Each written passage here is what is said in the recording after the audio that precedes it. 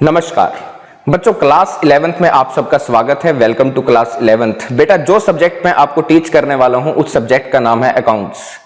जो account subject है ये कॉमर्स में सबसे मेन सब्जेक्ट माना जाता है। तो सबसे मेन सब्जेक्ट आप पूरा साल मेरे से पढ़ने वाले हैं बेटा। लेकिन जो अकाउंटेंसी सब्जेक्ट है ये आपके लिए बिल्कुल न्यू सब्जेक्ट है और किसी भी न्यू सब्जेक्ट को सीखने का एक नियम है, सबसे पहले उस सब्जेक्ट का आप बेस क्लियर करिए, तब जाके आप उस सब्जेक्ट को अच्छे तरीके से समझ पाएंगे। जैसे आपने इंग्लिश को सीखा तो सबसे पहले इंग्लिश को सीखने के लिए आपने बचपन में एबीसी सीखी थी, एक बेस बनाया था। ऐसे ही अकाउंट सब्जेक्ट को सीखने के लिए भी हम पहले बेस बनाएंगे। तो पहले 6 to 7 लेक्चर्स जो हमारे रहेंगे वो बेस बनाने के ऊपर रहेंगे, जिसके अंदर हम बेसिक कॉन्सेप्ट्स की बात करेंगे, बेसिक रूल्स की बात करेंगे, अकाउंटिंग टर्म्स की बात करेंगे जो अकाउंट्स में बार बार यूज आएंगी। तो पहले 6 to 7 लेक्चर हमारा बेस बनाने के ऊपर। इन लेक्चर्स में आपको बुक की जरूरत बिल्कुल भी नहीं पड़ने वाली। लेकिन जब हमारे पहले 6 से 7 लेक्चर कंप्लीट हो जाएंगे तब आप पाएंगे कि आपके बुक का first chapter and second chapter already complete हो चुका है। ठीक है सर। और जब आपको बुक की जरूरत पड़ेगी मैं आपको बता दूंगा, अब बुक खरीद लो मार्केट से। ठीक है बेटा, अभी आपको बुक की जरूरत नहीं है। अब बस आपका एक काम है, जो नोट्स मैं आपको बनवा रहा हूं वो नोट्स आपने मेरे साथ बनाते चले जाना है, एक एक चीज को समझना है और जो भी डाउट आएगा बेहिचक आपने मुझसे पूछना है। तो आइए चलते हैं अपने सब्जेक्ट के ऊपर। बेटा, जो हमारा सब्जेक्ट है वो है अकाउंट्स, जिसको प्यार से आप अकाउंटेंसी भी बोल सकते हैं। बेटा, जो हमारा अकाउंट सब्जेक्ट है इसकी जो वेटेज रहती है हमारे पास 100 मार्क्स की रहती है। बेटा, आपने मेरी क्लासेस के दौरान एक चीज फॉलो करनी है, आपने अकाउंट्स की 2 नोटबुक मेंटेन करनी है। पहली नोटबुक को हम प्यार से बोलेंगे कॉन्सेप्ट नोटबुक, और जो दूसरी नोटबुक होगी उसको प्यार से बोलेंगे प्रैक्टिस नोटबुक। जो बेटा आपकी कॉन्सेप्ट नोटबुक होगी उसके अंदर हम सारे के सारे नोट्स बनाएंगे, सारे के सारे अकाउंटिंग कॉन्सेप्ट्स लिखेंगे, सारे के सारे अकाउंटिंग ट्रीटमेंट लिखेंगे। जब हम क्वेश्चंस की प्रैक्टिस करेंगे बुक के तो हम कौन सी नोटबुक में करेंगे? प्रैक्टिस नोटबुक के अंदर। तो आपने क्वेश्चन एक अलग नोटबुक के अंदर करने हैं और जो भी अकाउंटिंग कॉन्सेप्ट, जो भी अकाउंटिंग ट्रीटमेंट, जो भी मैं आपको नोट्स बनवाऊंगा वो आपने एक अलग नोटबुक के अंदर करने हैं। इसका फायदा क्या मिलेगा? जब हम पेपर में जाएंगे तो पेपर से पहले जब हम रिवीजन करेंगे तो हमारी रिवीजन में बहुत कम समय लगेगा और बहुत अच्छे तरीके से आपकी रिवीजन हो जाएगी। ये फायदा आपको मिलने वाला है। तो आपने 2 नोटबुक मेंटेन करनी है बेटा। एक नोटबुक में खिचड़ी नहीं पकानी, मतलब एक नोटबुक के अंदर सब कुछ नहीं करना। ठीक है बात बेटा? क्लियर? बात मानोगे ना? यस। तो बेटा अभी जो हम शुरू करेंगे वो करेंगे chapter number 1 and chapter number 2। लेकिन मैंने आपको बता दिया इसके लिए आपको बुक की जरूरत नहीं पड़ेगी। बेटा, जो हमारा चैप्टर नंबर 1 है उसका नाम है इंट्रोडक्शन ऑफ अकाउंटिंग, और जो हमारा सेकंड चैप्टर है उसका नाम है बेसिक अकाउंटिंग टर्म्स। ये दोनों चैप्टर हम इकट्ठे शुरू करेंगे और इकट्ठे ही खत्म करेंगे। क्लियर है बेटा बात? यस। सबसे पहले हम बात करते हैं नीड ऑफ अकाउंटिंग की, कि हमें अकाउंटिंग की जरूरत क्यों पड़ती है, कोई भी बिजनेस अपनी अकाउंटिंग क्यों करता है, उसका रीजन क्या होता है। एक एग्जांपल लेते हैं, उस एग्जांपल से इस बात को समझेंगे। बेटा, ये एक भाई साहब हैं मिस्टर नितिन सलूजा। इन भाई साहब ने अपना एक न्यू बिजनेस स्टार्ट किया। कौन सी डेट को? 1 अप्रैल 2020 को अपना एक बिजनेस स्टार्ट किया। कैफे खोला बेटा इन्होंने, जहां पर ये लोगों को सर्व करते हैं चाय, ब्रेकफास्ट, क्विक मील्स, शेक्स, ये सर्व करते हैं लोगों को। अपना बिजनेस स्टार्ट किया कौन सी डेट को? 1 अप्रैल 2020 को। और अपने बिजनेस के अंदर जो इस भाई साहब ने इन्वेस्टमेंट की है बेटा, वो 25 लाख की इन्वेस्टमेंट कर दी अपने बिजनेस के अंदर। 25 लाख रुपए बिजनेस के अंदर लगाए और बिजनेस खड़ा किया। लेकिन 25 लाख में से हम मानते हैं कि इन भाई साहब ने खुद के कितने पैसे लगाए? खुद के लगाए इन भाई साहब ने 20 लाख रुपए, और बैंक से लोन भी ले लिया इन्होंने। कितने का सर? 5 लाख का। तो टोटल मिला के बेटा इन भाई साहब ने अपने बिजनेस के अंदर 25 लाख रुपए इन्वेस्ट किए, 20 लाख रुपए अपनी पॉकेट से लगाए और 5 लाख रुपए का बैंक से लोन लिया और अपना बिजनेस स्टार्ट कर लिया। बेटा, इन भाई साहब ने अपने कितने पैसे लगाए हैं, अपनी कितनी पूंजी लगाई है बिजनेस के अंदर? 20 लाख रुपए। बेटा, इस अमाउंट को बोलते हैं, आप याद रखेंगे, जो मालिक का पैसा बिजनेस के अंदर इन्वेस्ट होता है उसको बोलते हैं कैपिटल। क्या बोलना है बेटा आपने? कैपिटल बोलना है। मालिक की जो बिजनेस के अंदर इन्वेस्टमेंट होती है उसको हम कैपिटल का नाम देंगे। जो मालिक होता है बेटा, जब बिजनेस का एक ही मालिक होता है, मतलब बिजनेस को एक ही आदमी रन करता है, तो उन भाई साहब को भी हम प्यार से बुला सकते हैं प्रोप्राइटर। ठीक है जी, जो बिजनेस का ओनर है उसको किस नाम से बुलाएंगे? प्रोप्राइटर के नाम से। और जो मालिक की बिजनेस के अंदर इन्वेस्टमेंट होगी उसको प्यार से क्या नाम देंगे? कैपिटल का। बेटा जब बिजनेस का एक ही मालिक होता है ना, तो इस टाइप के बिजनेस को बोला जाता है सोल प्रोप्राइटरशिप। क्या बोलेंगे? Sole proprietorship. जब बिजनेस का एक मालिक होगा तो ये बिजनेस को करने की सबसे बेसिक फॉर्म होती है जिसको बोलते हैं सोल प्रोप्राइटरशिप। तो लो जी, भाई साहब का बिजनेस स्टार्ट हो गया, 25 लाख रुपए लगा दिए, 20 लाख रुपए खुद से लगाए, 5 लाख रुपए का बैंक से लोन लिया। जो इन भाई साहब का पैसा बिजनेस के अंदर इन्वेस्ट है उसको बोलेंगे कैपिटल, और इन भाई साहब को नाम देंगे प्रोप्राइटर का। और जब एक आदमी बिजनेस करता है तो इस टाइप के बिजनेस को हम नाम देते हैं सोल प्रोप्राइटरशिप का। तो बेटा +1 में जो आप अकाउंटिंग सीखेंगे वो सोल प्रोप्राइटरशिप की सीखेंगे जब बिजनेस का एक मालिक होता है। जब आप क्लास 12th में प्रमोट होके जाएंगे तो वहां पर पार्टनरशिप की अकाउंटिंग सीखेंगे।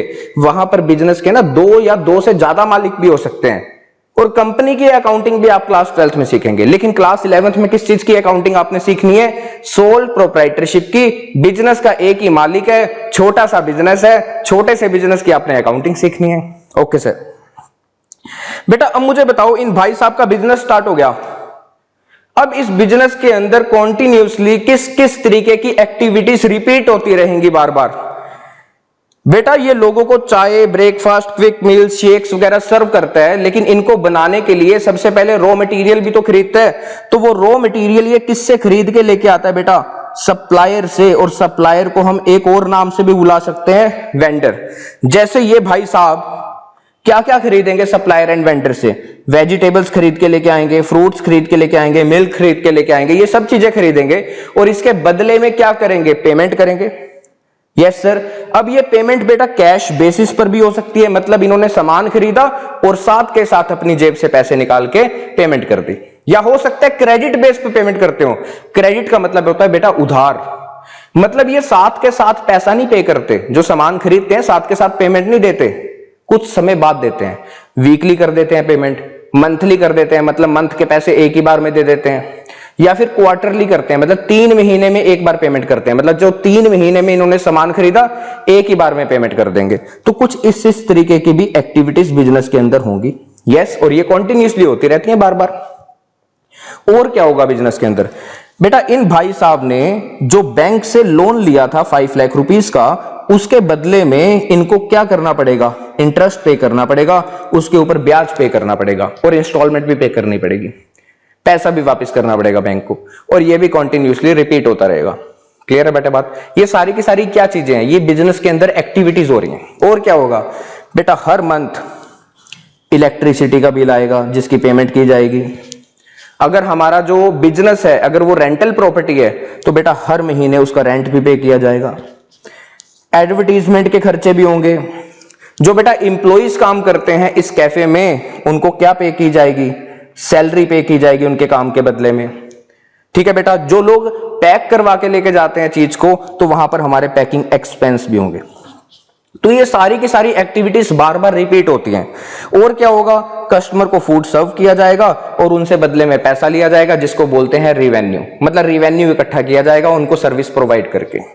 तो बेटा कुछ इस तरीके की बिजनेस के अंदर एक्टिविटीज बार बार रिपीट होंगी। मैंने आपको कुछ एक्टिविटी से ही अवगत करवाया, मैंने आपको कुछ एक्टिविटीज बताई हैं, जैसे payment of electricity bill, payment of rent, payment of advertisement expense, salary to employees, packing expense, और पेमेंट टू सप्लायर जिनसे हम सामान खरीद के लेके आते हैं। ठीक है। And amount received from customers and interest paid to bank. ये सारी की सारी बिजनेस के अंदर एक्टिविटीज होंगी पूरा साल। होंगी कि नहीं होगी? यस, ऐसा चलता रहेगा बिजनेस कंटिन्यूसली। अब हुआ क्या, इन भाई साहब ने जो अपना बिजनेस स्टार्ट किया था बेटा, वो किया था 1 अप्रैल 2020 को। यस। अब ना इनको काम करते हुए 1 साल पूरा कंप्लीट हो गया। डेट आ गई।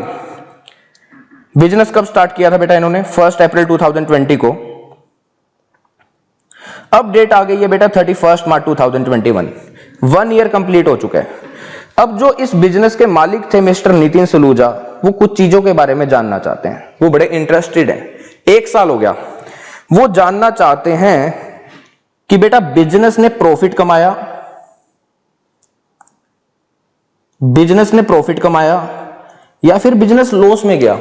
अगर प्रॉफिट कमाया तो प्रॉफिट कितना हुआ, अगर लॉस हुआ तो लॉस कितना हुआ, इस चीज के बारे में ये जानना चाहते हैं। टोटल परचेस कहते हैं हमने पूरे साल में कितने की परचेस की है। परचेस का मतलब होता है बेटा खरीदारी, कितने का सामान खरीदा है बिजनेस ने टोटल पूरे साल में, इसके बारे में भी जानना चाहते हैं। टोटल डेटर्स का मतलब होता है जिन लोगों से हमने पैसा लेना है, जिनको हमने सामान उधार में बेचा था, जिन लोगों को हमने सामान उधार में बेचा था उनसे कितना पैसा अभी हमने लेना है, उसको बोलते हैं टोटल डेटर्स, मतलब लेनदारी बिजनेस की कितनी है, इसके बारे में भी जानना चाहते हैं। बेटा ये डेटर्स, क्रेडिटर्स, एक्सपेंस, एसेट, ये बेसिक टर्म्स में मैं कवर करूंगा पूरी डेप्थ में, पहले 6 से 7 लेक्चर में एक एक चीज को पूरी डेप्थ में समझाऊंगा, ठीक है। तो अभी डेटर्स का मतलब क्या, जिन लोगों को हमने सामान उधार में बेचा उनसे हमने कितना पैसा लेना है, उसके बारे में जानना चाहते हैं। टोटल क्रेडिटर्स का मतलब होता है बेटा देनदारी, जिन लोगों से हमने सामान उधार में खरीदा उनके कितने पैसे हमने पे करने हैं आज की डेट में, ये भी जानना चाहते हैं। टोटल एक्सपेंस, अगर सारे खर्चों को ऐड कर दिया जाए पूरे साल के तो वो खर्चे का टोटल कितना बनता है, कितना अमाउंट बनता है, पूरे साल में कितना खर्चा हुआ, इसके बारे में भी जानना चाहता है। इसके दिमाग में इतनी बातें चल रही हैं। कहता है टैक्स कितना देना है गवर्नमेंट को, टोटल एसेट कितनी है, मतलब बिजनेस की संपत्ति कितने की है, मतलब बिजनेस की लैंड की वैल्यू कितनी है, बिल्डिंग की वैल्यू कितनी है, जो बिजनेस के अंदर फर्नीचर लगा हुआ है उसकी वैल्यू कितनी है, जो फिटिंग करवा रखी है उसकी वैल्यू कितनी है, इन सब चीजों के बारे में जानना चाहता है। इनकी कीमत कितनी है आज की डेट में, जिसको बोलते हैं एसेट, बिजनेस की संपत्ति। बिजनेस की फाइनेंशियल पोजीशन क्या है, मतलब बिजनेस स्ट्रॉन्ग है या फिर डिक्लाइनिंग स्टेज पे जा रहा है, मतलब बिजनेस हमारा ग्रो कर रहा है, आगे बढ़ता जा रहा है, या बिजनेस ग्रो ना करके डिक्लाइनिंग स्टेज पे जा रहा है, ये भी जानना चाहता है। तो इसके दिमाग में इतनी सारी बातें आ रही हैं। अब बेटा लेकिन इस आदमी ने मान लीजिए पूरे साल के अंदर कोई भी लेखा जोखा अपने बिजनेस का नहीं रखा, मतलब कोई भी रिकॉर्ड मेंटेन नहीं किया, एक भी चीज के बारे में हिसाब किताब नहीं रखा, तो बताओ बेटा दिल से सोचो, क्या ये आदमी अपने बिजनेस के प्रॉफिट लॉस के बारे में जान पाएगा, टोटल परचेस के बारे में जान पाएगा, टोटल डेटर्स के बारे में जान पाएगा, टोटल क्रेडिटर्स के बारे में जान पाएगा, टोटल एसेट के बारे में जान पाएगा? नहीं बेटा, ऐसा पॉसिबल नहीं है। एक साल की बात कर रहा हूं, बिजनेस के अंदर इतनी सारी एक्टिविटीज होती है और बार बार रिपीट होती है, पैसे का लेन देन चलता ही रहता है, इसको कोई भी बात याद नहीं रहेगी और इन चीजों के बारे में ये जान भी नहीं पाएगा। तो बेटा इसका क्या सॉल्यूशन है? इसका सॉल्यूशन ये है कि इन भाई साहब को अपने बिजनेस के प्रॉपर रिकॉर्ड्स रखने चाहिए थे। जो भी बिजनेस के अंदर एक्टिविटी हो रही है, मतलब जो भी पैसों का लेन देन हो रहा है, उन सब का हिसाब किताब रखता है।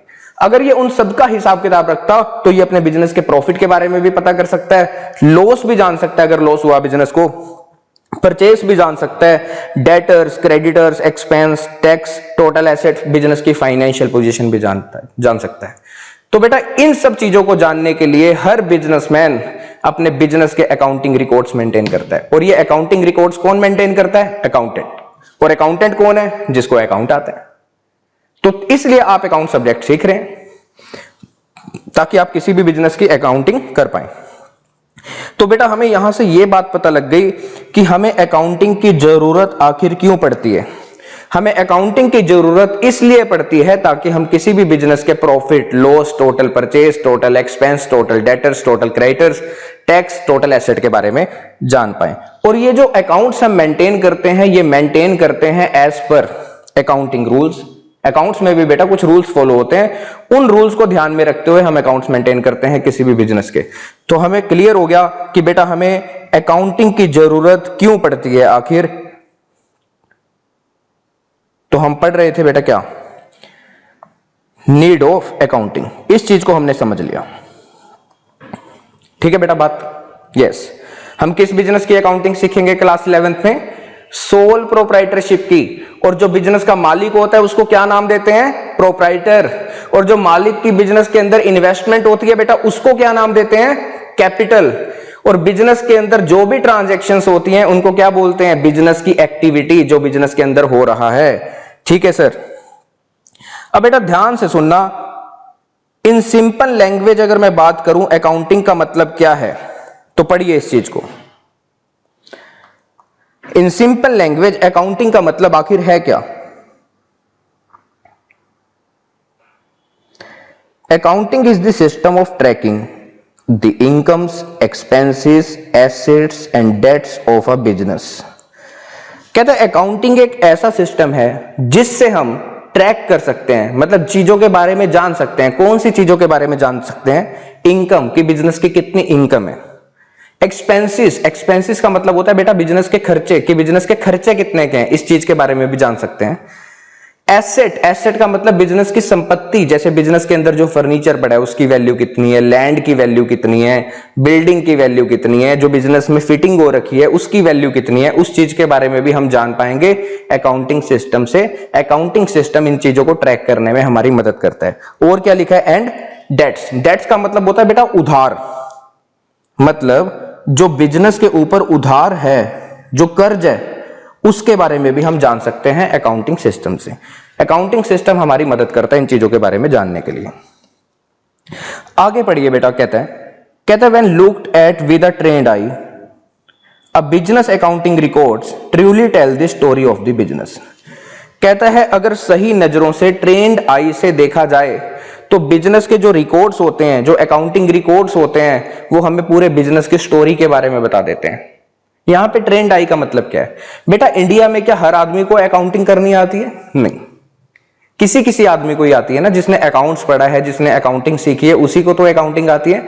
तो यहां पे ट्रेंड आई का मतलब वो आदमी जो अकाउंटिंग के बारे में जानता है। जैसे मैं अकाउंटिंग के बारे में जानता हूं, तो मैं अगर किसी बिजनेस के अकाउंटिंग रिकॉर्ड्स को उठाऊंगा तो मैं उस बिजनेस की आपको पूरी स्टोरी बता सकता हूं। जितने सालों के आप रिकॉर्ड मेरे सामने रखोगे उतने सालों की मैं आपको स्टोरी बता दूंगा। आप 5 सालों के मेरे सामने रिकॉर्ड रखोगे, मैं 5 सालों की स्टोरी बता दूंगा। आज जैसे बेटा है 17 मई 2021, अगर आप मेरे पास मेरे बिजनेस के पिछले 5 सालों के रिकॉर्ड रखते हैं तो बेटा मैं बता दूंगा कि पहले, मतलब आज से 4 साल पहले 17 मई को बिजनेस ने कितने की सेल की थी, कितने की परचेज की थी, कितना लोगों को पैसा दिया था, कितना अमाउंट लोगों से रिसीव किया था, इन सब चीजों के बारे में बता दूंगा। तो अकाउंटिंग रिकॉर्ड किसी भी दिन का आपको रिकॉर्ड स्टोरी बता देते हैं। यह महत्व है अकाउंटिंग रिकॉर्ड्स का। आगे कहता है you can learn simple things such as whether it's growing और डिक्लाइनिंग, हेल्दी और इन ट्रबल। मतलब आप ये भी जान सकते हैं कि बिजनेस हमारा ग्रो कर रहा है, आगे बढ़ रहा है, या बिजनेस नीचे जा रहा है, मतलब ग्रो कर ही नहीं रहा, या बिजनेस हेल्दी कंडीशन में है कि मतलब बिजनेस के सामने कोई परेशानी नहीं है, बिजनेस बहुत अच्छे प्रॉफिट कमा रहा है, या फिर इन ट्रबल, बिजनेस बड़ी मुश्किल में है, बिजनेस लॉस में सफर कर रहा है। इन सब चीजों के बारे में जान पाएंगे। तो इन सिंपल लैंग्वेज अकाउंटिंग का मतलब क्या है? अकाउंटिंग एक बेटा ऐसा मैकेनिज्म है जिससे हम बिजनेस की इनकम के बारे में जान सकते हैं, एक्सपेंसेस के बारे में जान सकते हैं, एसेट की कीमत पता कर सकते हैं, डेट्स के बारे में पता कर सकते हैं कि बिजनेस के ऊपर उधार कितना है। और क्या, अगर आप किसी आदमी के सामने, ऐसे आदमी के सामने जो बेटा किसी भी अकाउंटिंग करना जानता है, अगर उसके सामने किसी भी बिजनेस के अकाउंटिंग रिकॉर्ड्स रख दें तो वो उस बिजनेस की पूरी स्टोरी बता देगा। जितने सालों के आप रिकॉर्ड्स रखेंगे एक एक चीज बता देगा, किसी भी दिन के बारे में आप पूछ सकते हैं। यस, और अकाउंटिंग रिकॉर्ड्स हमें यह भी बताते हैं कि बिजनेस हमारा ग्रोइंग है, डिक्लाइनिंग है, हेल्दी है या इन ट्रबल है। ठीक है सर, आगे बातें समझ। तो बेटा मैं क्या कह रहा था, जो अकाउंटेंट होता है वो मेंटेन करता है अकाउंटिंग रिकॉर्ड्स, और इन रिकॉर्ड से पता करता है वो बिजनेस की इनकम, एक्सपेंसेस के बारे में, एसेट्स के बारे में, डेट्स के बारे में, और पता करता है बिजनेस ग्रो कर रहा है या डिक्लाइनिंग है। तो ये होता है अकाउंटिंग का मतलब सिंपल लैंग्वेज में। बेटा सुनिए, वैसे जो हमारा नॉर्मल ईयर स्टार्ट होता है वो कब होता है? 1 जनवरी को, और खत्म कब होता है? 31 दिसंबर को। हमारा जो साल स्टार्ट होता है बेटा, मैंने आपको क्या बोला, 1 जनवरी को स्टार्ट होता है, और खत्म कब होता है? 31 दिसंबर को। बेटा इसको क्या बोलते हैं? कैलेंडर ईयर बोलते हैं। ये तो आप जानते ही हैं बचपन से। लेकिन बेटा अब आप कॉमर्स के स्टूडेंट हैं तो आपको कैलेंडर ईयर फॉलो नहीं करना है अकाउंटिंग में। तो आपको कौन सा ईयर फॉलो करना है? बेटा अब से आप कॉमर्स के स्टूडेंट बन गए हैं, आपका नया साल जो स्टार्ट होगा वो होगा बेटा कब? सर हमारा नया साल स्टार्ट होगा 1 अप्रैल को, और खत्म कब होगा? पूरे 12 महीने बाद, मतलब 31। तो बेटा जब हम किसी बिजनेस की अकाउंटिंग करते हैं तो हम 1 जनवरी टू 31 दिसंबर नहीं फॉलो करते, हम जो फॉलो करते हैं फाइनेंशियल ईयर फॉलो करते हैं, मतलब 1 अप्रैल टू 31 मार्च। सर ऐसा क्यों? इसका रीजन तो सर हमें बताओ। बेटा जो सरकार हमसे टैक्स लेती है हमारी इनकम के ऊपर, वो देखती है कि आपने 1 अप्रैल से लेकर 31 मार्च तक कितनी इनकम कमाई है। जो हमने 1 अप्रैल से लेकर 31 मार्च तक के बीच में जो इनकम कमाई, सरकार उसके ऊपर टैक्स लेती है। तो अगर हमें किसी बिजनेस के प्रॉफिट के बारे में पता करना है, जब सरकार हमसे 1 अप्रैल टू 31 मार्च के अकॉर्डिंग टैक्स ले रही है, तो हमें प्रॉफिट भी किस तरीके से कैलकुलेट करने पड़ेंगे बिजनेस के 1 अप्रैल टू 31 मार्च। तो जब हम किसी भी बिजनेस के अकाउंटिंग रिकॉर्ड्स को मेंटेन करते हैं तो फाइनेंशियल ईयर फॉलो करते हैं 1 अप्रैल टू 31 मार्च। तो आपकी बुक में जब आप क्वेश्चन सोल्व करेंगे तो mostly question 99% question 1 April to 31 March के अकॉर्डिंग होंगे। कोई एक आधा क्वेश्चन दिख जाएगा आपको 1 जनवरी टू 31 दिसंबर के अकॉर्डिंग। तो बेटा आप कॉमर्स के स्टूडेंट हैं, अब आपके लिए नया साल स्टार्ट होगा 1 अप्रैल को और खत्म होगा 31 मार्च को। और कौन सा ईयर बोलते हैं? फाइनेंशियल ईयर बोलते हैं। तो हमें फाइनेंशियल ईयर फॉलो करना होता है किसी भी बिजनेस की अकाउंटिंग करने के लिए, और उनके रिकॉर्ड्स मेंटेन किए जाते हैं 1 अप्रैल टू 31 मार्च। 31 मार्च को क्लोजिंग डेट होती है, जिस दिन सारे के सारे खाते बंद किए जाते हैं। कैसे बंद किए जाते हैं समझेंगे, अभी तो बेस बना रहे हैं बेटा। अभी बेस बनाओ अपना, ये जानो कि अकाउंटिंग की जरूरत क्यों पड़ती है, प्रोप्राइटर किसको बोलते हैं, सोल प्रोप्राइटरशिप का मतलब क्या होता है, जब एक आदमी बिजनेस करता है, कैपिटल क्या होती है, मालिक की बिजनेस के अंदर इन्वेस्टमेंट। यस, और हमें कौन सा साल फॉलो करना होता है? Financial year. अकाउंटिंग का मतलब क्या है? अकाउंटिंग एक ऐसा सिस्टम है जो बिजनेस की किसी इनकम के बारे में, एक्सपेंस के बारे में, एसेट के बारे में, लाइबिलिटीज के बारे में हमें बताता है, और यह भी बताता है कि बिजनेस ग्रोइंग या फिर डिक्लाइनिंग, और हमें पूरी स्टोरी बता देता है। अकाउंटिंग रिकॉर्ड्स, जितने भी सालों के अकाउंटिंग रिकॉर्ड हमारे पास हैं, उतने सालों की स्टोरी पता लग जाएगी किसी भी बिजनेस की। तो ये सब चीजें अभी तक हमने सीखी हैं। तो ये बेसिक बातें तो कर रहे हैं, बेस बना रहे हैं बेटा। पहले 6 से 7 लेक्चर ऐसे ही रहेंगे, बेस बनाने के ऊपर रहेंगे। हम चीजों को समझेंगे कि अकाउंट्स में किस किस तरीके की टर्म्स यूज होंगी, फिर उसके बाद ही तो आप किसी बिजनेस की अकाउंटिंग को सीख पाएंगे, क्वेश्चन सॉल्व कर पाएंगे। ठीक है सर, अगले बेसिक एक कॉन्सेप्ट के ऊपर आते हैं। बड़ा छोटा सा कॉन्सेप्ट है लेकिन बहुत इंपॉर्टेंट कॉन्सेप्ट है, इसके बिना अकाउंटिंग पॉसिबल नहीं है। बेटा ये बिजनेस के मालिक हैं, मैंने आपको क्या बोला था, जो बिजनेस का मालिक होता है उसको क्या नाम से हम बुला सकते हैं? प्रोप्राइटर। प्यार से क्या बुलाते हैं? प्रोप्राइटर। और जब एक आदमी बिजनेस करता है तो उसको क्या बोलते हैं बेटा? Sole proprietorship. तो हम +1 में किसकी अकाउंटिंग सीखते हैं? सोल प्रोप्राइटरशिप की। लेकिन एक बेटा बेसिक कॉन्सेप्ट आपको फॉलो करना होता है अकाउंटिंग करते समय किसी भी बिजनेस की। सर वो कॉन्सेप्ट क्या है? उस कॉन्सेप्ट का नाम है बेटा बिजनेस एंटिटी कॉन्सेप्ट। याद रखिए इस कॉन्सेप्ट को, बिजनेस एंटिटी कॉन्सेप्ट दिमाग में डाल लीजिए। एक कॉन्सेप्ट होता है बिजनेस एंटिटी कॉन्सेप्ट। इस कॉन्सेप्ट को हम फॉलो करते हैं किसी भी बिजनेस की अकाउंटिंग करते समय।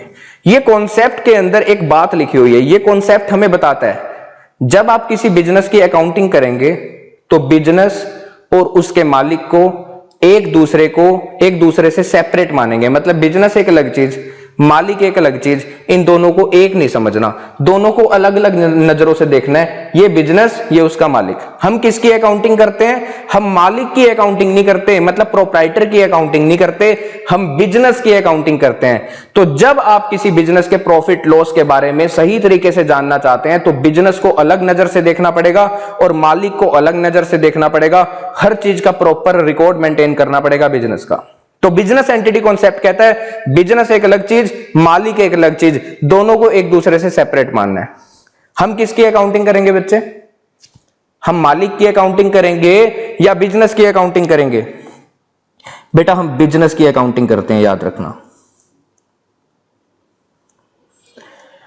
तो बेटा हम इसकी अकाउंटिंग नहीं करते।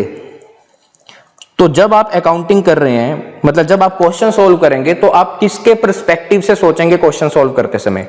बिजनेस के नजरिए से सोचना है कि आप बिजनेस की अकाउंटिंग कर रहे हैं। जहां पर आपने मालिक के नजरिए से सोच लिया, काम खत्म, क्वेश्चन गलत, अकाउंटिंग कर ही नहीं पाएंगे। तो बेसिक कॉन्सेप्ट हमें फॉलो करना है बिजनेस एंटिटी कॉन्सेप्ट, दोनों अलग अलग है जी। बेटा ये अकाउंटिंग व्यू पॉइंट से तो अलग होते हैं। जब हमें किसी बिजनेस की अकाउंटिंग करनी है सही तरीके से तो हम इन दोनों को एक दूसरे से सेपरेट मानेंगे। तो मैंने क्या बोला, ये दोनों अकाउंटिंग व्यू पॉइंट से तो एक दूसरे से सेपरेट होते हैं। ये तो पक्की बात है। क्यों होते हैं? बिजनेस एंटिटी कॉन्सेप्ट बोलता है ऐसा। लेकिन अगर मैं बात करूं क्या ये लीगल व्यू पॉइंट से भी एक दूसरे से अलग हैं? लीगल का मतलब कानूनी? नहीं बेटा, लीगल व्यू पॉइंट से ये एक दूसरे से सेपरेट नहीं होते।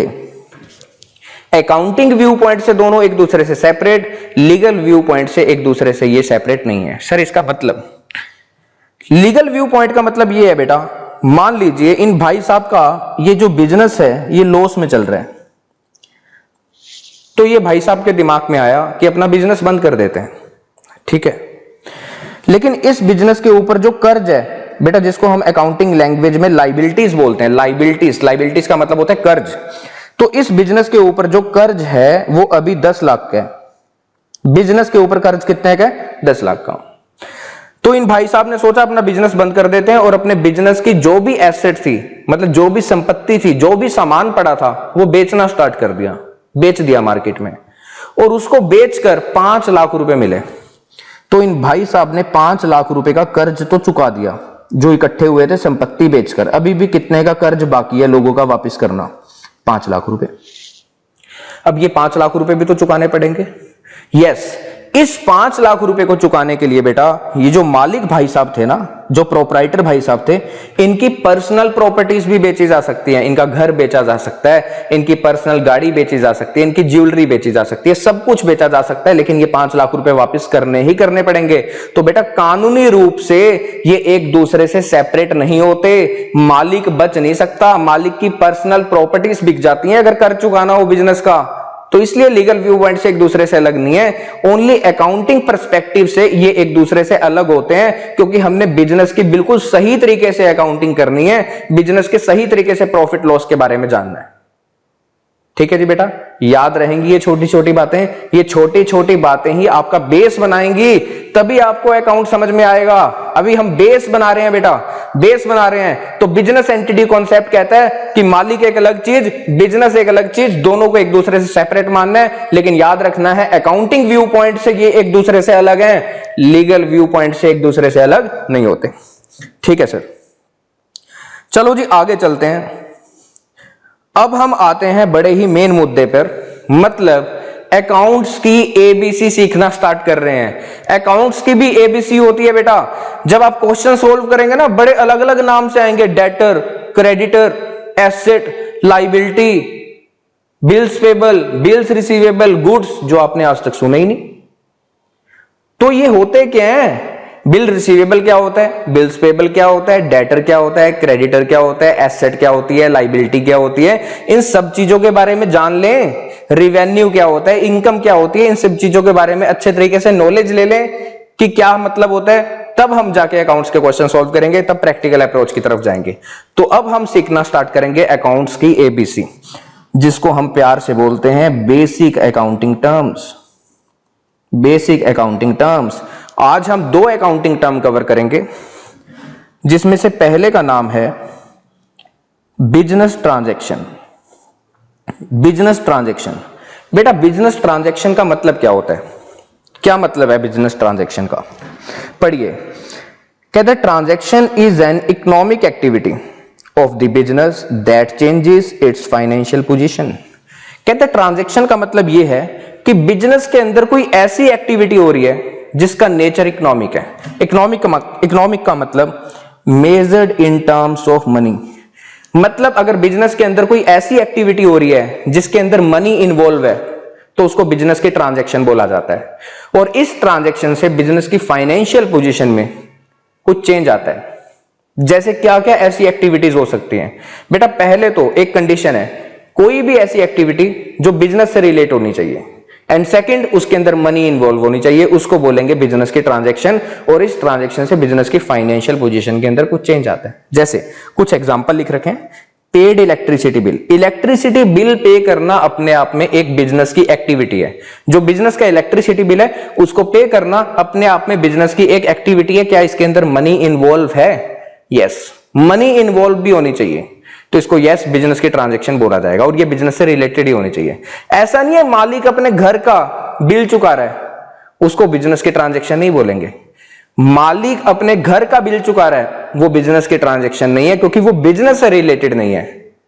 सर मालिक और बिजनेस, मालिक का ही तो है बिजनेस। बेटा अभी थोड़ी देर पहले क्या पढ़ा, बिजनेस एंटिटी कॉन्सेप्ट क्या कहता है कि बिजनेस एक अलग, मालिक एक अलग, उसके घर का हिसाब किताब अलग, बिजनेस का हिसाब किताब अलग। तो घर का इलेक्ट्रिसिटी बिल चुकाना बिजनेस की ट्रांजैक्शन नहीं होती, बिजनेस का इलेक्ट्रिसिटी बिल चुकाना बिजनेस की ट्रांजैक्शन होती है। तो कोई भी एक्टिविटी जो आपको दी जाए वो बिजनेस से रिलेटेड होनी चाहिए, उसके अंदर मनी इन्वॉल्व होनी चाहिए, उसी को हम बोलते हैं बिजनेस ट्रांजैक्शन। पेड रेंट, घर का रेंट कर रहा है पे, वो बिजनेस की ट्रांजैक्शन नहीं है बेटा। हां अगर बिजनेस का रेंट पे किया जा रहा है तो वो बिजनेस की ट्रांजैक्शन है। परचेस ऑफ फर्नीचर, घर के लिए सोफा खरीदा है, क्या ये बिजनेस की ट्रांजैक्शन है? नहीं, मालिक और उसके बिजनेस को एक दूसरे से माना जाता है सेपरेट। घर की बातें अलग रखो, अगर बिजनेस में फर्नीचर खरीदा जा रहा है तो वो बिजनेस की ट्रांजैक्शन होगी, क्योंकि इसके अंदर मनी इन्वॉल्व है। सेल ऑफ फर्नीचर, घर का फर्नीचर बेच रहा है भाई साहब, क्या बिजनेस की ट्रांजैक्शन है? नहीं सर, ये बिजनेस की ट्रांजैक्शन नहीं है, क्योंकि बिजनेस से इसका रिलेशन ही नहीं है। हां अगर बिजनेस के अंदर कोई फर्नीचर पड़ा था, वो पुराना हो गया, उसको मार्केट में सेल कर दिया, वो बिजनेस की ट्रांजैक्शन है। तो बिजनेस से रिलेटेड होनी चाहिए एक्टिविटी, और सेकंड उसके अंदर मनी इन्वॉल्व होनी चाहिए। Paid salary to employees, purchase of goods in cash. Goods का मतलब होता है बेटा, पूरी डेप्थ में समझाऊंगा, एक एक टर्म को पढ़ेंगे, लेकिन अभी ऊपर से समझिए। गुड्स का मतलब होता है बेटा जो सामान हम खरीदते हैं आगे बेचने के लिए, उसको बोलते हैं गुड्स। जैसे क्लॉथ की दुकान में, क्लॉथ की शॉप में क्या बेचने के लिए रखते हैं? क्लॉथ ना, तो वहां पर क्लॉथ गुड्स है। शूज की दुकान में क्या बेचने के लिए रखोगे? शूज बेचने के लिए रखोगे, तो वहां पर वो गुड्स है। फर्नीचर की दुकान में जो फर्नीचर आपने बेचने के लिए रखा हुआ है वो गुड्स है, तो इनको गुड्स बोलते हैं। टॉयज की दुकान में जो टॉयज आपने बेचने के लिए रखे हुए हैं वो गुड्स है। Sale of goods on credit, बेटा अगर आपने उधार में भी सामान बेचा है, उधार में भी सामान बेचा है, वो भी बिजनेस की ट्रांजैक्शन है, क्योंकि उसके अंदर भी कहीं ना कहीं मनी इन्वॉल्व है, मनी इन्वॉल्व है। ठीक है। डेप्रिसिएशन चार्ज ऑन मशीनरी, बेटा मशीनरी जो होती है ना वो बिजनेस की एसेट होती है। एसेट समझाऊंगा बेटा, जो हमारी एसेट होती है ना, जैसे हमारी बिल्डिंग की वैल्यू, हमारी फर्नीचर की वैल्यू, हमारी फिटिंग की वैल्यू, हमारे ऑफिस इक्विपमेंट्स की वैल्यू, इनमें ना लगातार गिरावट आती चले जाती है टाइम टू टाइम। हम इनको यूज करते हैं, ये सब चीजें पुरानी होती हैं, इनमें गिरावट आती है। जो गिरावट आती है ना बेटा इनकी वैल्यू में, उसको बोलते हैं डेप्रिसिएशन। इसको भी अकाउंटिंग में रिकॉर्ड किया जाता है, इसका भी हिसाब किताब रखा जाता है, क्योंकि आपने बिजनेस के एग्जैक्ट प्रॉफिट लॉस के बारे में पता करना है। तो ये भी बिजनेस की ट्रांजैक्शन है, क्योंकि इसके अंदर भी मनी की इन्वॉल्वमेंट है। भाई किसी चीज की वैल्यू कम हो रही है तो इसका मतलब मनी तो इन्वॉल्व है ना, यस, तो ये भी बिजनेस की ट्रांजैक्शन होती है। बेटा जो डेप्रिसिएशन वर्ड मैं यूज कर रहा हूं, इसके ऊपर आपके पास क्लास 11th में एक पूरा चैप्टर आएगा, तब पूरी डेप्थ में पढ़ेंगे इसके बारे में। ठीक है सर, हर चीज का मतलब पता लगेगा, हर चीज के बारे में अलग अलग चैप्टर बने हुए हैं। अभी हम क्या कर रहे हैं? एबीसी सीख रहे हैं। ओके सर, तो डेप्रिसिएशन का मतलब होता है रिडक्शन इन वैल्यू। तो हमें पता लग गया बिजनेस ट्रांजैक्शन क्या होती है। तो मैंने बोला कोई भी ऐसी एक्टिविटी जो बिजनेस से रिलेटेड है, एंड सेकंड उसके अंदर अगर मनी इन्वॉल्व है, उसी को बिजनेस ट्रांजैक्शन बोला जाएगा। अब सुनो बेटा, मेरी ना कपड़े की दुकान है, एक मेरा ना परचेस मैनेजर है, एक सेल मैनेजर है, दोनों के बीच में झगड़ा हो गया, हाथापाई हो गई। क्या ये बिजनेस की ट्रांजैक्शन है? बेटा ये बिजनेस से रिलेटेड तो है, क्योंकि मेरा परचेस मैनेजर भी बिजनेस से रिलेटेड है, सेल मैनेजर भी बिजनेस से रिलेटेड है, तो एक्टिविटी तो बिजनेस से रिलेटेड है, लेकिन क्या इसके अंदर मनी इन्वॉल्व है? अगर है, अगर मान लो मुझे नुकसान हो रहा है, मेरे कस्टमर के सामने उन्होंने लड़ाई झगड़ा किया, तो यस मुझे नुकसान हो रहा है, लेकिन कितनी मनी का नुकसान हो रहा है क्या आप ये जान पाएंगे? दिल से जवाब दो, दिल से, कुछ जवाब दिल से निकलने चाहिए। नहीं बेटा आप जान नहीं पाएंगे कितनी मनी का नुकसान है, तो इसको बिजनेस की ट्रांजैक्शन नहीं माना जाता। तो आपको पता होना चाहिए कितनी मनी की इन्वॉल्वमेंट है उस ट्रांजैक्शन के अंदर, उसी को बिजनेस की ट्रांजैक्शन माना जाएगा। अब आते हैं सेकंड अकाउंटिंग टर्म के ऊपर, इवेंट। अभी हमने इससे पहले पढ़ा था बिजनेस ट्रांजैक्शन। इवेंट, इवेंट का मतलब क्या होता है? Result of transaction. बिजनेस के अंदर जो ट्रांजैक्शंस हुई हैं उसका रिजल्ट क्या निकला, उसको बोल देते हैं इवेंट। एक एग्जांपल से इस चीज को समझेंगे, पढ़िए बेटा एग्जांपल को ध्यान से। Mister Tuli starts a business with capital of ₹10 lakh. एक भाई साहब है मिस्टर तूली, जिन्होंने 10 लाख रुपए की कैपिटल बिजनेस के अंदर इन्वेस्ट किया, मतलब खुद का कितना पैसा बिजनेस के अंदर लगाया, 10 लाख रुपए, जिसको बोलते हैं कैपिटल। आगे कहता है ही परचेज्ड गुड्स फॉर ₹8 लाख। उन्होंने गुड्स खरीदे। गुड्स का मतलब क्या, जो सामान हम बेचने के लिए खरीदते हैं उसको बोलते हैं गुड्स। 8 लाख रुपए के गुड्स खरीदे हैं फॉर कैश, साथ के साथ पेमेंट करके आए हैं।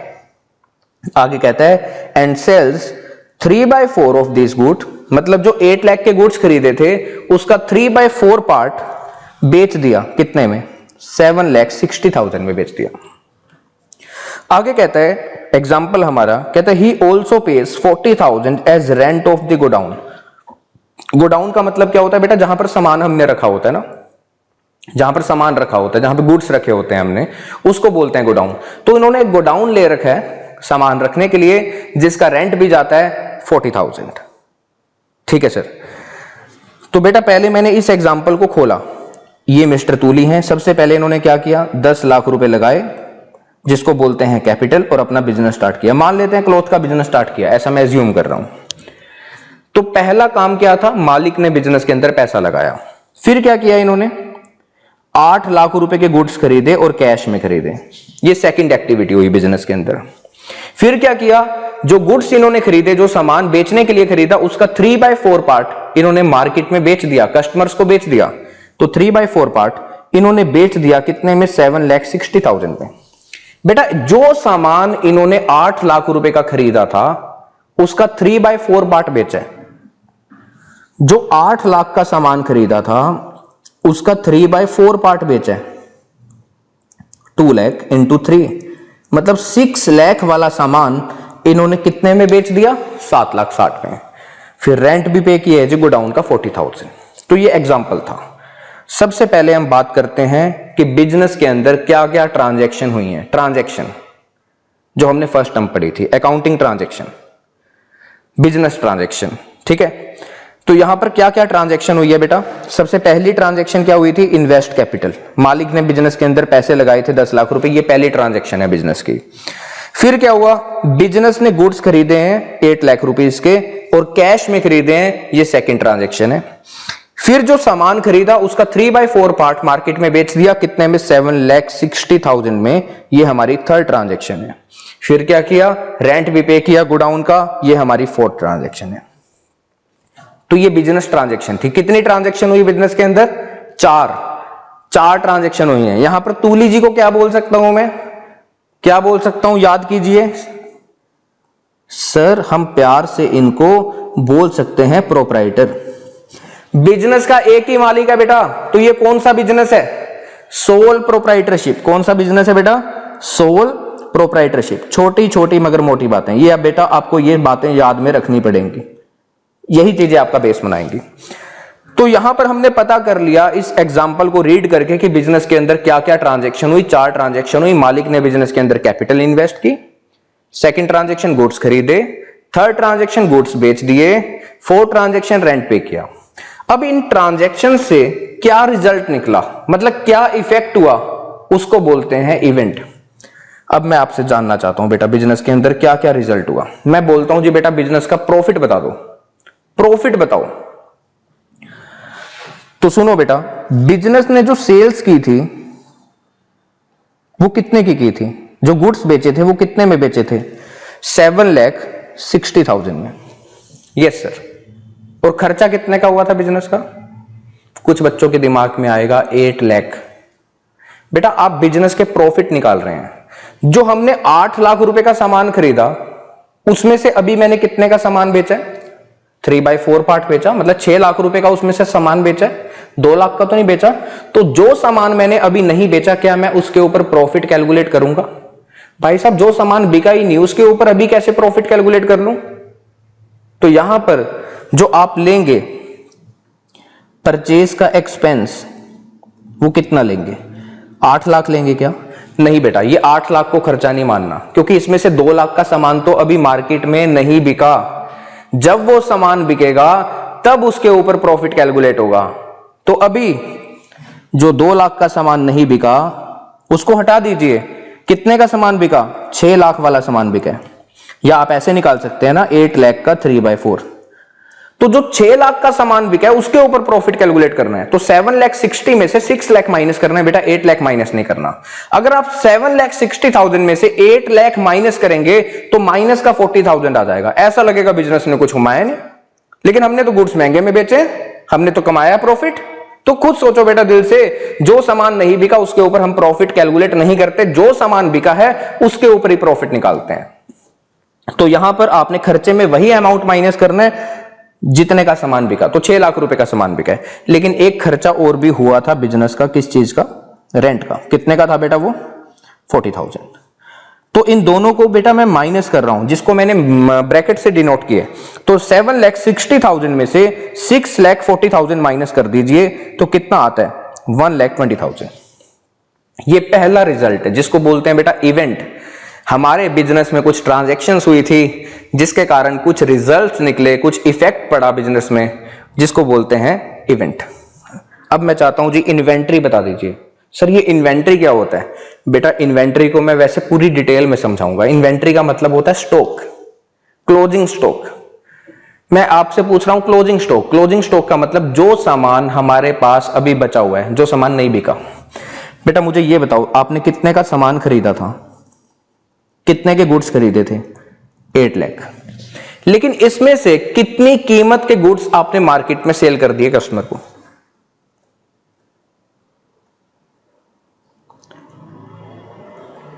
कॉस्ट जो आपने सेल किया है कितना? 6 लाख रुपए वाला सामान बेचा है सर हमने। तो बेटा इसमें से 6 लाख माइनस कर दो। तो अभी बताओ हमारे पास कितने का सामान बचा हुआ है? 2 लाख रुपए, जिसको बोलते हैं बेटा क्लोजिंग स्टॉक। ये भी क्या है? इवेंट है। ये भी एक रिजल्ट निकला। पहले 8 लाख का सामान होता था, अब 2 लाख का रह गया। कुछ इफेक्ट पड़ा बिजनेस में एक ट्रांजैक्शन के कारण, सामान बिकने के कारण। कैश बेटा सबसे पहले मालिक ने बिजनेस के अंदर ओपनिंग कैश जो लगाया था, सबसे पहले कितने पैसे लगाए थे उसने बिजनेस के अंदर? सर 10 लाख रुपीस लगाए थे। तो मुझे बताओ सोच के कैश के अंदर क्या चेंज हुआ? फिर क्या हुआ था दूसरे नंबर पर? वो 8 लाख रुपए का सामान खरीद के लेके आ गया था। तो 8 लाख रुपए बिजनेस के यहां से गए थे कि नहीं गए थे? यस। 2 लाख का सामान खरीदा तो कितना, सॉरी 8 लाख का सामान खरीदा, कितना कैश रह गया बेटा? 2 लाख रुपए रह गए सर। फिर बेटा कस्टमर को सामान भी बेचा था हमने, गुड्स बेच दिए थे। कितने में बेचे थे? 6 लाख वाला सामान 7,60,000 में बिका था। तो कितने पैसे आएंगे बताओ? सेल करके कितने पैसे आएंगे? 7,60,000। तो कितना पैसा हो गया? 9,60,000 हो गया सर फिर हमारे पास। लेकिन ना फिर हमने रेंट की पेमेंट की थी, और रेंट कितने का था? 40,000। तो रेंट को माइनस करना पड़ेगा 40,000। तो हमारे पास अभी कितना कैश पड़ा है? इसका मतलब 9,20,000। इसको भी क्या बोलते हैं बेटा? इवेंट। मतलब कैश में कुछ इफेक्ट पड़ा है, कुछ अलग रिजल्ट निकल गया। पहले हमारे पास 10 लाख का कैश होता था, अब 9,20,000 रुपए का है। ये सारी की सारी इवेंट है बेटा। कैपिटल, कैपिटल का मतलब क्या था? कैपिटल का मतलब क्या था सोच के बताओ। मालिक की जो बिजनेस के अंदर इन्वेस्टमेंट है, मालिक की जो बिजनेस के अंदर इन्वेस्टमेंट है उसको बोलते हैं कैपिटल। मुझे बताओ बेटा, मालिक ने जब अपना बिजनेस शुरू किया था कितने पैसे लगाए थे? सर उन भाई साहब ने ना 10 लाख रुपए लगाए थे। इसको बोलते हैं बेटा ओपनिंग कैपिटल। Opening capital. साल के शुरू में मालिक ने जो बिजनेस के अंदर इन्वेस्टमेंट की उसको क्या बोलना है आपने? Opening capital. अब बेटा एक चीज बताऊं आपको, जो बिजनेस था ना तूली भाई साहब का, तूली भाई साहब ने इस बिजनेस के अंदर 10 लाख रुपए लगाए थे। Yes sir. और इस बिजनेस ने ना धंधा करके प्रॉफिट कमा के दिया। आपने प्रॉफिट को कैलकुलेट किया है, देखो यहां पर ध्यान से, कितना प्रॉफिट कैलकुलेट किया था आपने? सर हमने जो प्रॉफिट कैलकुलेट किया था वो किया था 1,20,000। बेटा जो मैंने एग्जाम्पल लिया उस एग्जाम्पल में कहीं पर भी ऐसा लिखा था कि मिस्टर तूली ने ये प्रॉफिट बिजनेस से निकाल लिया? बोला था मैंने कहीं पर ऐसा? कहीं पर ऐसा एग्जाम्पल में लिखा था? नहीं लिखा था ना। तो ये जो बिजनेस ने प्रॉफिट कमाया 1,20,000 रुपए, ये भी बिजनेस के अंदर दोबारा से क्या हो गए? री इन्वेस्ट हो गए। और ये पैसा किसका है बताओ? ये पैसा बेटा मालिक का है ना। तो बिजनेस ने जो प्रॉफिट कमाया था कितने का? 1,20,000, वो भी बिजनेस के अंदर क्या हो गया? री इन्वेस्ट। तो अब मुझे बताओ मालिक का बिजनेस के अंदर कितना पैसा है? 10 लाख तो उसने खुद लगा रखे थे, बिजनेस ने 1,20,000 रुपए का प्रॉफिट कमाया, ये भी तो मालिक का ही पैसा है जो कि दोबारा से बिजनेस के अंदर री इन्वेस्ट हो गया। Yes sir. तो इसका मतलब मालिक की कैपिटल बिजनेस में बढ़ गई। कितनी कैपिटल हो गई? 11,20,000। तो बेटा याद रखना, जब बिजनेस प्रॉफिट कमाता है तो मालिक की इन्वेस्टमेंट बिजनेस में बढ़ जाती है, कैपिटल बढ़ जाती है मालिक की। लेकिन अगर लॉस होगा बिजनेस को तो मालिक की कैपिटल रिड्यूस भी होती है। मालिक बिजनेस के अंदर और पैसे डालेगा तब भी मालिक की कैपिटल बिजनेस में बढ़ेगी। अगर मालिक भाई साहब, प्रोप्राइटर भाई साहब बिजनेस से पैसा निकाल लेते हैं, उसका भी हिसाब किताब रखते हैं, तो उनकी कैपिटल कम हो जाती है। तो कैपिटल कब कब चेंज होती है? प्रॉफिट की सिचुएशन में, लॉस की सिचुएशन में, एडिशनल कैपिटल की सिचुएशन में, कैपिटल विड्रॉन की सिचुएशन में। प्रॉफिट की सिचुएशन में बिजनेस की कैपिटल बढ़ती है, मतलब मालिक की कैपिटल बिजनेस में इंक्रीज होती है। एडिशनल कैपिटल अगर मालिक बिजनेस के अंदर और पैसा डालता है तो मालिक की कैपिटल बिजनेस में और इंक्रीज होती है। अगर बिजनेस लॉस में जाता है तो मालिक भाई साहब की कैपिटल बिजनेस में रिड्यूस होती है। अगर मालिक बिजनेस से पैसे निकालता है तो उनकी कैपिटल मालिक की फिर दोबारा से रिड्यूस होती है।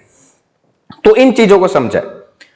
तो एक बार मैं याद दिला दूं क्या क्या चीजें समझी। मालिक को क्या बोलते हैं? प्रोप्राइटर। जब एक आदमी बिजनेस करता है तो क्या बोलते हैं? Sole proprietorship.